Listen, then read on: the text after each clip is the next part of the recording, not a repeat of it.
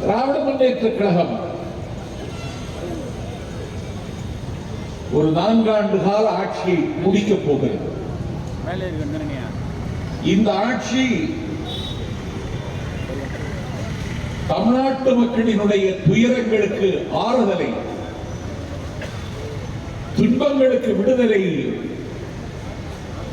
கனவுகளுக்கு நம்பிக்கையை தந்து கொண்டிருக்கிற ஆட்சி அண்ணன் ஸ்டாலின் அவர்களின் திராவிட மாடல் அரசு.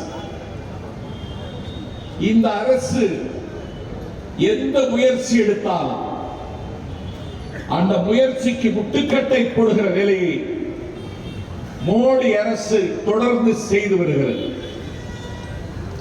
ஒன்றிய அரசாங்கத்தோடு இணக்கமாக போக வேண்டும். மத்தியில் கூட்டாட்சி, மாநிலத்தில் சுயாட்சி. உறவுக்கு கை கொடுப்போம், உரிமைக்கு குரல் கொடுப்போம். நீங்கள் வேறு கட்சி ஆட்சி டெல்லியில் இருந்தால் தமிழ்நாட்டில் ஆட்சியில் இருக்கக்கூடிய திராவிட முன்னேற்ற கழகத்தை ஒன்றிய அரசு துதிக்க வேண்டும் என்று நான் எதிர்பார்க்கவில்லை, மதிக்க வேண்டும். ஆனால் மதிப்பதற்கு தயாரில்லை. 2019 மாடல் கூடல் மதுரை மாநகரத்தின் தோப்பூரில் எய்ம்ஸ் மருத்துவமனை நிறுவுவதற்கு அடிக்கல் நாட்டினார் நாடாளுமன்ற பிரதமர் நரேந்திர மோடி. நாங்கள் சம்பத் 2025 பிப்ரவரி 8 உங்கள் முன்னால் நிற்கிறேன். 2019 அடிக்கல் நாட்டிய அந்த எய்ம்ஸ் கல்லூரிக்கு கட்டுமான பணி இன்னும் தொடங்கவில்லை. ஆனால் அண்ணன் ஸ்டாலின் முதலமைச்சர் ஆனதற்கு பிறகு கிண்டியில் பல்நோக்கு மருத்துவமனை ஒன்று கட்ட வேண்டும் என்று திட்டமிட்டு தலைவர் கலைஞரின் 100ஆண்டு விழாவை முன்னிட்டு 1000 படுக்கைகள் கொண்ட கிண்டி பல்நோக்கு மருத்துவமனையை ஒரே ஆண்டில் கட்டுப்பிடித்து திறந்த ஆட்சி திராவிட முன்னேற்ற கழகத்தின் ஆட்சி. சரி, நீங்கள் எங்கள் ஆட்சியை பாராட்ட வேண்டாம், எங்கள் ஆட்சியை அங்கீகரிக்க வேண்டாம்.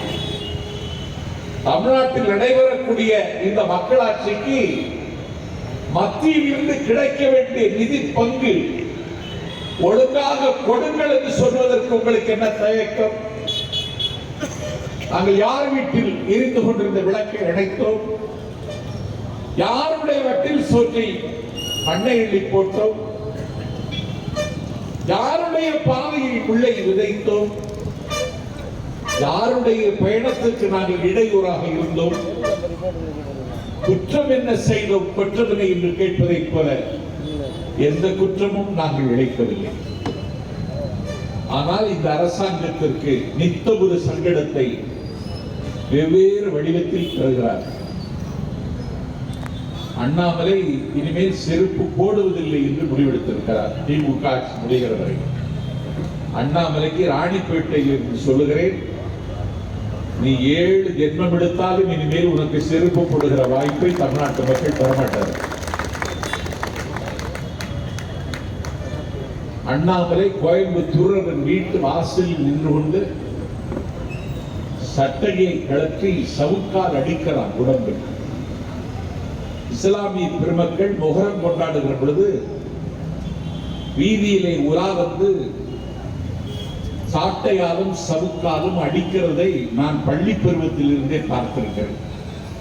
அடிக்கிற பொழுது அடிபடுகிற இடம் சிவக்கும், அதிலிருந்து குருதி கொட்டும்.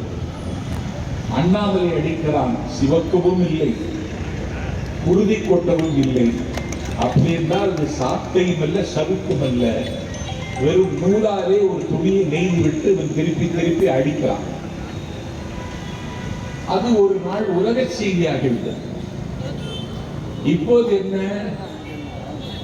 திராவிட முன்னேற்ற கழகம் நடந்து முடிந்த நாடாளுமன்ற தேர்தலில் 40 தொகுதிகளில் 10% சதமடித்த வெற்றி திமுக மட்டும்தான் இந்திய அரசியல்.